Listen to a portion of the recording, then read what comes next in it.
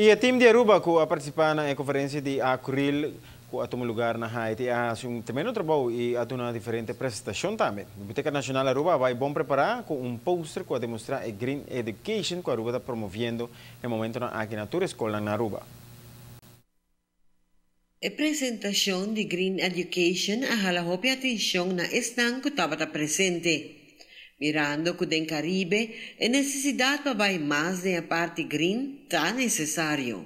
Me reparar que a educação green tá algo que está tratando a região caribense, fora na escola, pero também na parte de governo não, que o governo de Caribe, escola não tá compreender que nossa região Caribe mester by green, nós tem solo, nós tem água, nós tem vento, estudante não, jovem não, mester compreender que o benefício tá para o país e para o mês. Sin embargo, a Biblioteca Nacional a comienza com o processo aqui na escola para assim e muito mais consciente riba a direção que está necessário para o país. A Biblioteca Nacional a binita hasi durante os últimos 5 anos não, door de organizar a Green Education Symposium para a escola secundária e educação avançada. Passou máxima escola tem Green Education aqui na Aruba e den Caribe,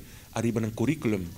Por exemplo, mi papel de Biblioteca Nacional nós está invitar orador internacional de diferentes universidades de América e aqui também de Caribe. So, mi hasi bom contato com acadêmico de país caribense e América atrove que nanta willing para vir na leitura na nosso estudante de Aruba. Dus é win-win situation para Aruba e para Caribe e para Akuril. Dus é plataforma de sustentabilidade de trabalhar com outro instituto educativo, universidade, arquivo, biblioteca, para trabalhar com outro, me querer Aruba tá sali ganhar seguro. Se Mr. mira mais no país do Caribe, por visa que ainda falta hopi trabalho para hasi.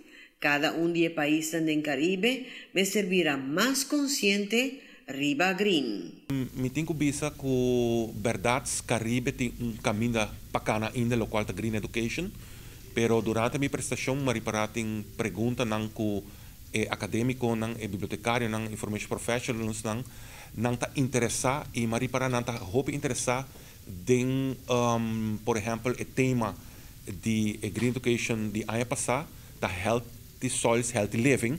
Não está interessado em parte de suelo, em parte de comer saudável, em parte orgânico, em parte de agricultura sustentável. Então, aqui não me quer que na Aruba, por exemplo, não há a importância do rol de Santa Rosa para a Green Education. Já vou visitar de 2 anos, acaba com visa de 3 anos que a Biblioteca Nacional está trabalhando conjuntamente com Santa Rosa para a Green Education.